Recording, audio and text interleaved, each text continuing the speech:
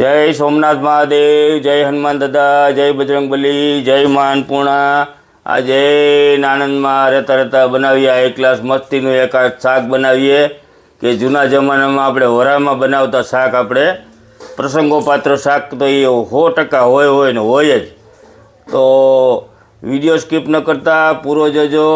સોમનાથ દાદા અને હનુમાન દાદા તમારા બધાની રક્ષા કરે અને સોમનાથ દાદા અને હનુમાન દાદા અને અન્નપૂર્ણા માતાજી જે રીતના બતાવે એ રીતના હું તમને નવી નવી રેસીપી બતાવી રાખું છું। તો આ જૂનામાં જૂના જે જૂનવાણી આપણે વરામાં લગ્ન પ્રસંગોપાત કે કોઈ પણ વરો હોય એ વરામાં બનતું આ શાક આજે આપણે બનાવવાના છે। તો ચાલો રેસીપી ચાલુ કરીએ। ચાલો આપણે બનાવીએ વરામાં બનતું શાક। આમાં 3 ચમચી જેવું તેલ નાખ્યું છે, એક આખી ચમચી આપણે રાઈને ચટકવા દઈ। જય અન્નપૂર્ણા માતાજી, જય સોમનાથ મહાદેવ, જય હનુમાન દાદા।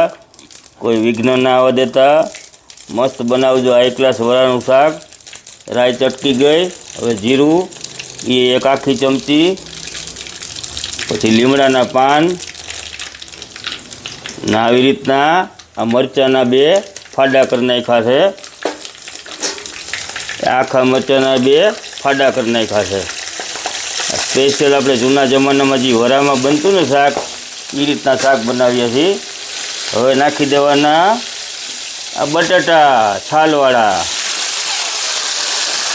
છાલવાળું બટાટાનું શાક।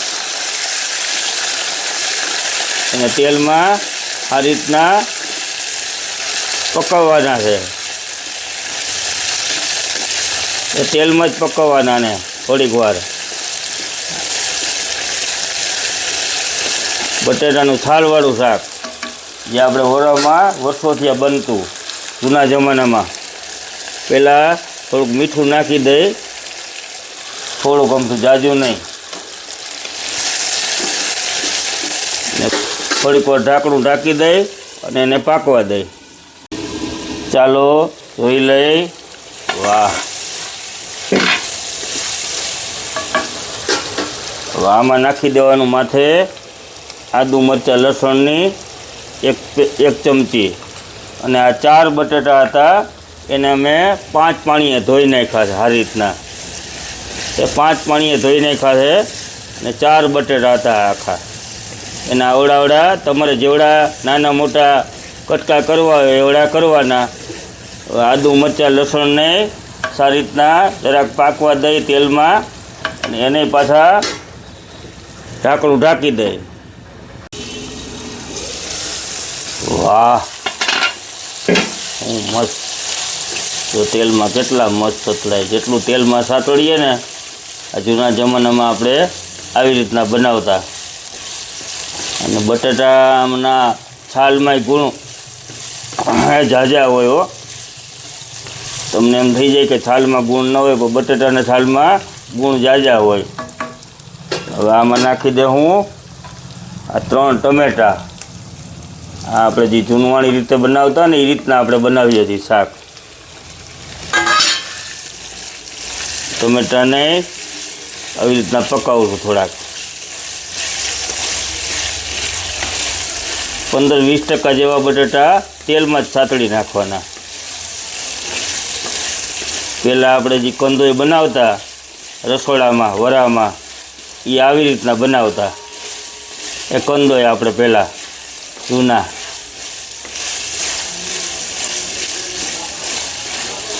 હવે આમાં નાખી દે હું પાણી નાખશું, કારણ કે બટાટા કાચા છે એટલે એક આખો ગ્લાસ પાણીનો નાખી દે હું। અને માટીના વાસણમાં જ આપણે આજ બનાવીએ છીએ મસ્તીનું। હજી પાણી ઘટશે એટલે હજી અડધો વાટકો નાખી દઈ પાણી, અને માથે નાખી દઈ હારી પટ ધાણાભાજીનો પહેલાં બહુ મોટે પાયે ઉપયોગ કરતા એ જૂના જમાનામાં, એ ધાણાભાજીનો। હવે એને હલાવી નાખીએ।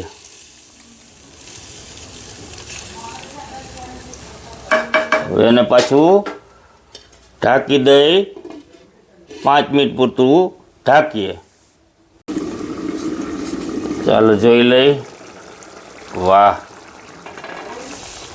વાહ, કેવી જો બટેટું એમ કહી દે કે હું પાકવા આવ્યું છું. આવું બટેટું થતું ને પછી આવી રીતના બધા મસાલા ઓગાળી પાણીમાં, એટલે આ જ રીત સાચી છે. આવી રીતના બધા નાખી દેતા 70% જેવું શાક થઈ જાય ને પછી બધા મસાલા, ધાણા જીરું, ચટણી, હળદર એ બધી આવી રીતના નાખી દેતા પહેલાં. એટલે 70-80% જેવું બટેટું તો થઈ જ ગયું છે. જો આમ ખ્યાલ આવી જ જાય કે બટેટું થઈ ગયું. હજી આપણે એને થોડીક ખાંડ નાખી દઈ, કારણ કે ખટ મીઠું આ શાક હોય. ખાંડ બહુ જાજી નહીં, ને થોડુંક સ્વાદ મુજબ મીઠું નાખી દઈ. મીઠું નાખી દઈ. હજી થોડીક વાર ઢાંકી દઈ, 2 મિનિટ પૂરતું ઢાંકી દઈ. હવે થઈ જ ગયું હોય છે. જય સોમનાથ દાદા, જય હનુમાન દાદા, જય અન્નપૂર્ણા માતાજી. અમારે આજ બાપુજીને ખાવું છે એટલે અમે ચટણી પાછળથી નાખશું. તીખું તમારે જેવું કરવું હોય એવું કરવાનું. જો કહો કેવું મસ્ત, જો બટેટું જેમ કહી દે કે હું થઈ ગયું, તોય છતાં તમને હું બતાવી દઉં એટલે તમને ખ્યાલ આવી જાય. જુઓ થઈ ગયું બટેટું, એ થઈ ગયું બટેટું હાઈ ક્લાસ. ચાલો જોઈ લઈએ. જો થઈ ગયા હાઈ ક્લાસ. રસો તો પછી તમારે જેવો રસાવાળું જેવું શાક પહેલાં બનાવતા. આ ભાત હારે ખાઓ, રોટલી હારે ખાઓ કે ગમે એને હારે. હવે ગેસ કરી દેવાનો બંધ. માથેથી નાખી દે થોડોક અમથો ગરમ મસાલો નાખતા. આ જૂના જમાનાની જે રીત હોય ને એ સાચી રીત હતી.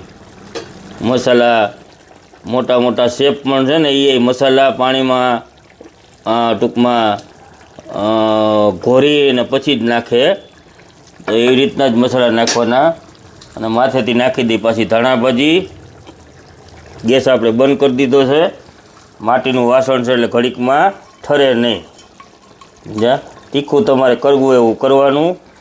અને હું દર વખતે કહું એમ ઢાંકણું આપણે ઢાંકી દઈ. ગેસ થઈ ગયો છે બંધ. અહીંયા આપણી રેસીપી આપણે પૂરી કરીએ છીએ.